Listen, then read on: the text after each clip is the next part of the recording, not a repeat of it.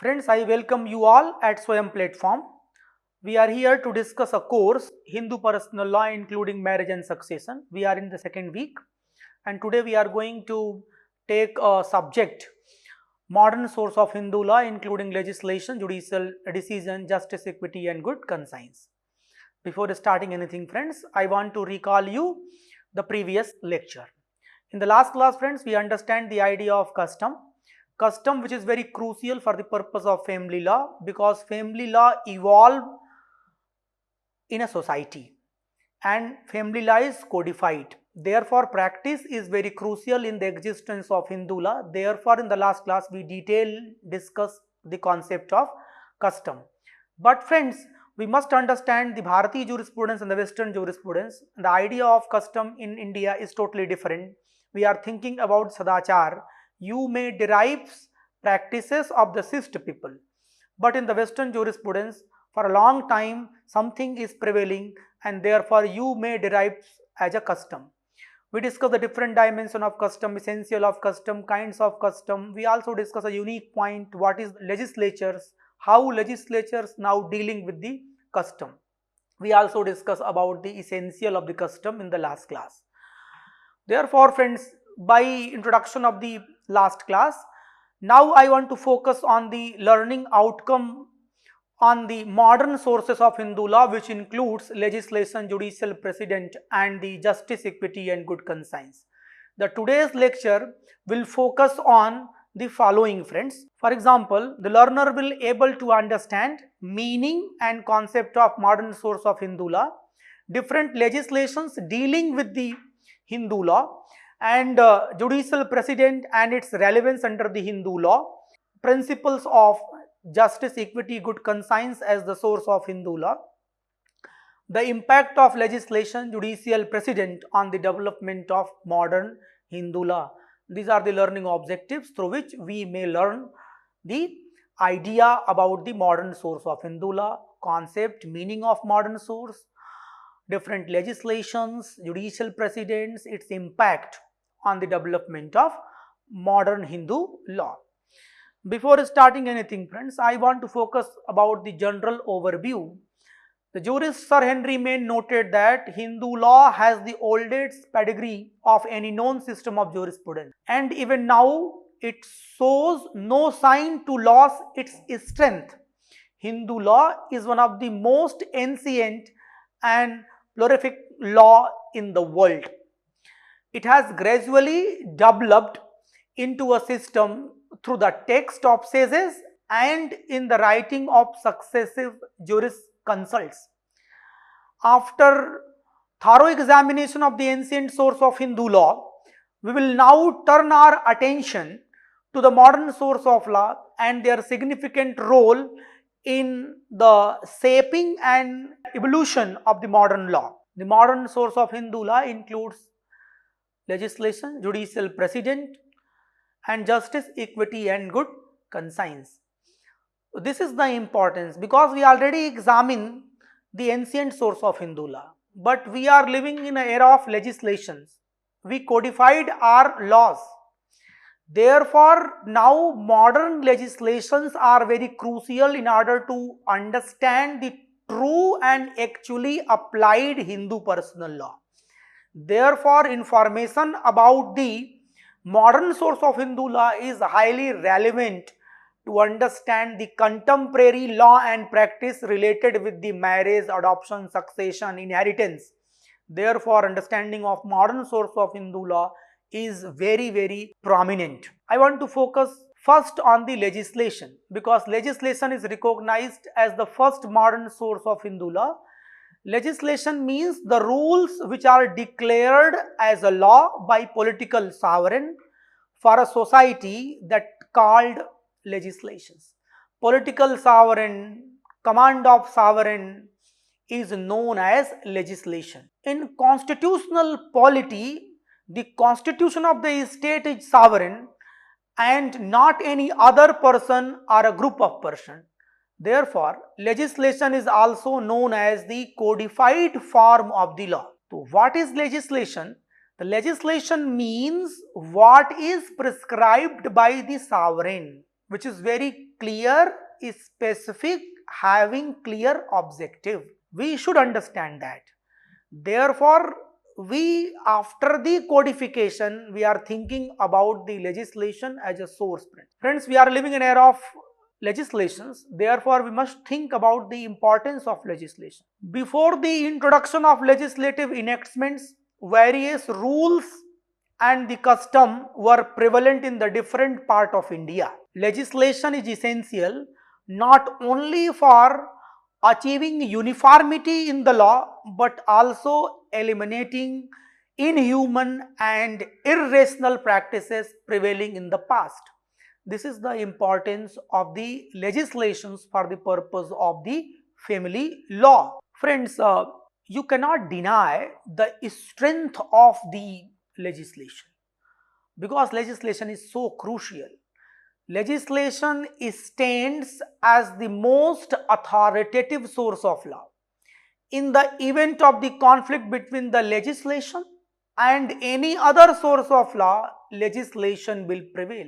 What we discuss about the Shruti, Smriti, commentary and digest and custom, if there is a contradiction between the ancient source of Hindu law and modern source of Hindu law, we will bound to focus on the modern source of Hindu law, especially we bound to rely on legislation because it is very crucial for the purpose, friends. The court are bound to enforce and apply the law enacted by the parliament.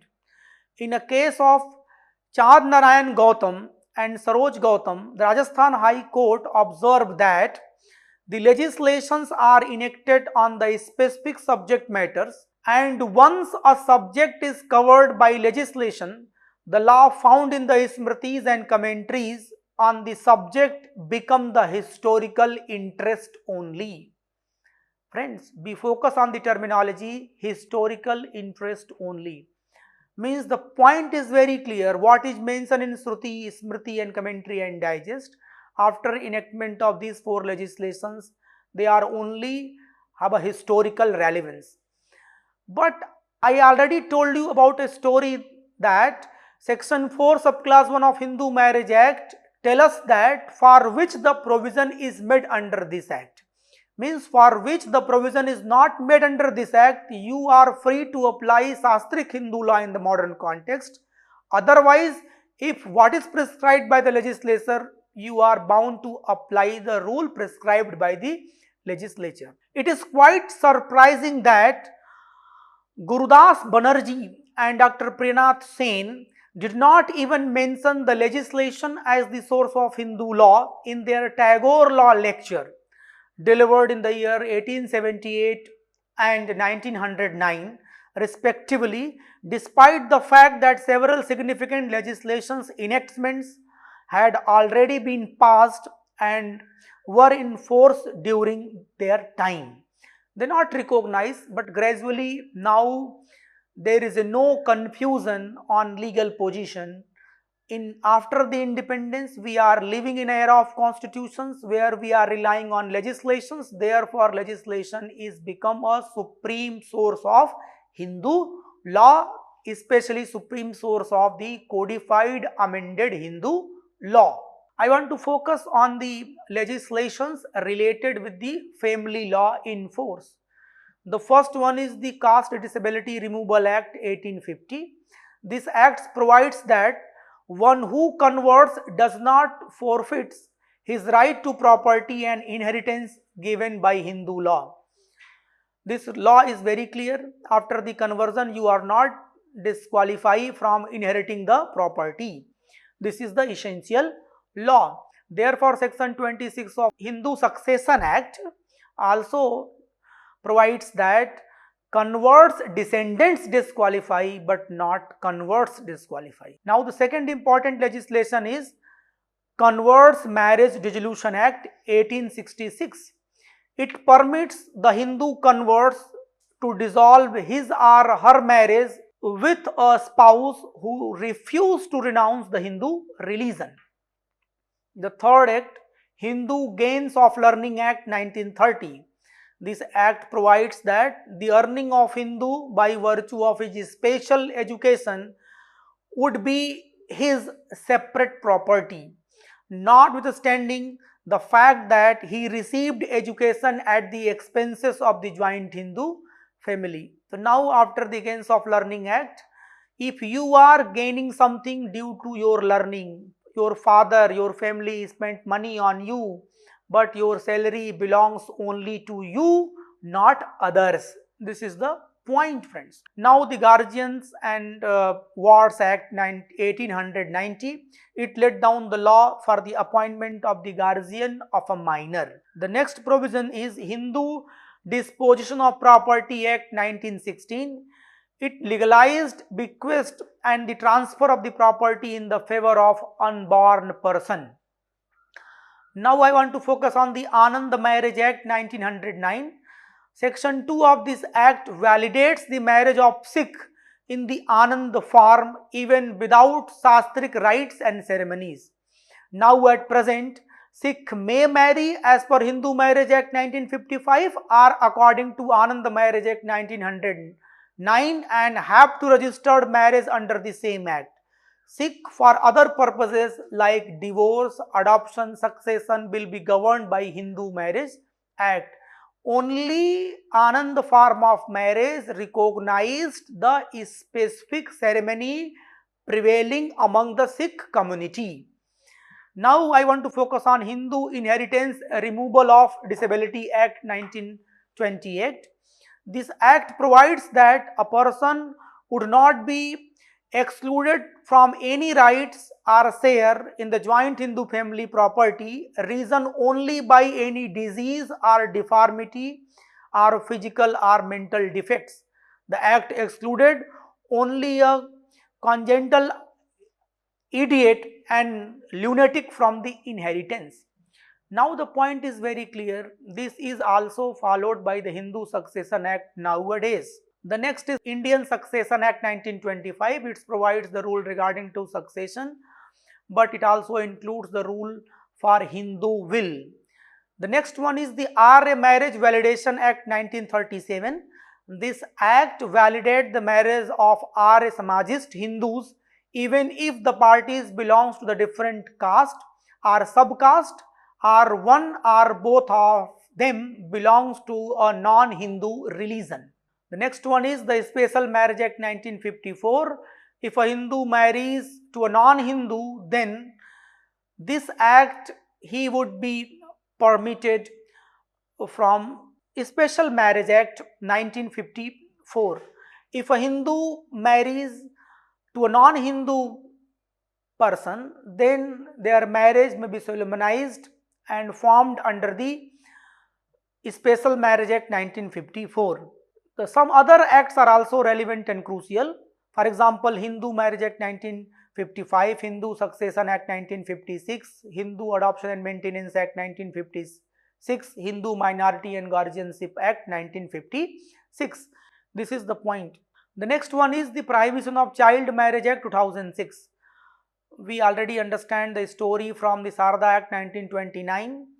After that, now we have the Prohibition of Child Marriage Act 2006. Section 3 of the Act provides that child marriage is voidable. Section 10 and 11 provides punishment for solemnization of child marriage, and Section 14 provides the marriage of a minor child to be void in certain circumstances.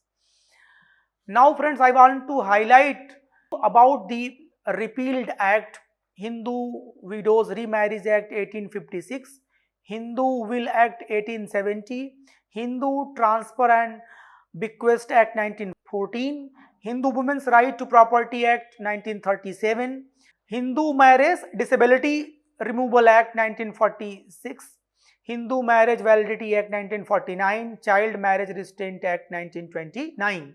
These are the repealed act.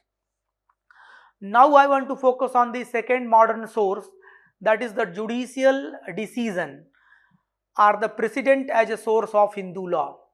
A precedent is also a source of law and the court are bound to follow the precedents. As the Indian legal system is based on the common law system of England, the principle of stare decisis is already applicable in India. Therefore, judicial precedent is recognized as a prominent source of Hindu law in contemporary legal system. Judicial decisions have both modified and supplemented traditional Hindu law, emerging as a significant source of the contemporary Hindu law. The emergence of the precedent lies on the ratio decidendi, which means that the rule or principle by which dispute is settled, and this ratio later become the binding principle in the form of precedent.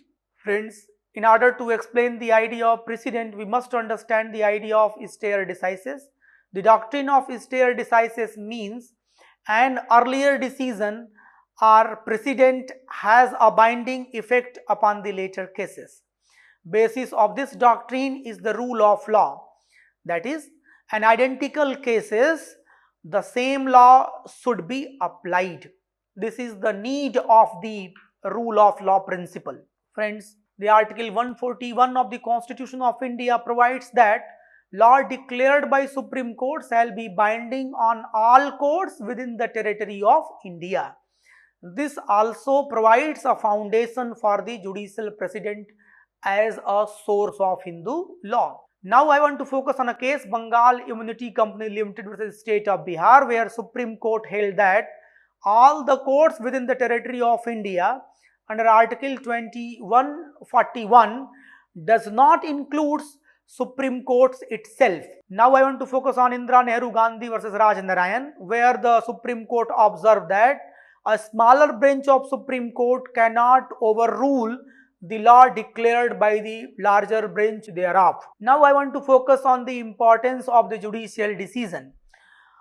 All the important principles of and rule of Hindu law had now been embodied in case laws, and for this reason original source is not necessary to be looked. Only reference of leading case is enough. Friends, I hope you understand the point. The point is very simple. Supreme Court, High Courts, Privy Council decided many cases prior to contemporary time. They laid down the specific rules in a context of a specific problem.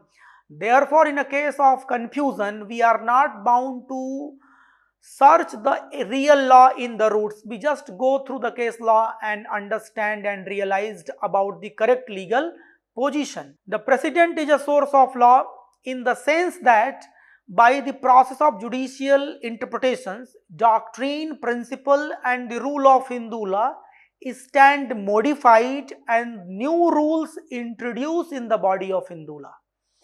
So now by judicial interpretation, Shastric Hindu law principles, doctrines, rules are modified. So therefore, if you want to understand the real Hindu law, what prevailing nowadays, you are bound to consult the judicial interpretations and decision of contemporary courts. Therefore, it is very crucial to understand the Hindu law properly. Now friends, there are a number of important issues of Hindu law on which legislation, dharma shastra, custom, ceremonies, custom commentaries and digest are silent. The courts have put light in this dark area of Hindu law and made the law more definite. So what is not discussed by the different source of Hindu law already discussed by the courts, and therefore it is crucial for Hindus to understand the law. The precedents are now very rich source of law, like gold mine in the field of Hindu law. Therefore, if we are really want to understand actual Hindu law, practical Hindu law, applied Hindu law, then we should focus on the importance of judicial decision. Now the principle of justice, equity and good conscience is also recognized as a modern source of Hindu law. Friends, occasionally it so happens that such a dispute also comes before the courts, cannot settled by the application of any law available in any of the source. However, this is exceptional but quite natural. The courts are under an obligation to decide such cases also.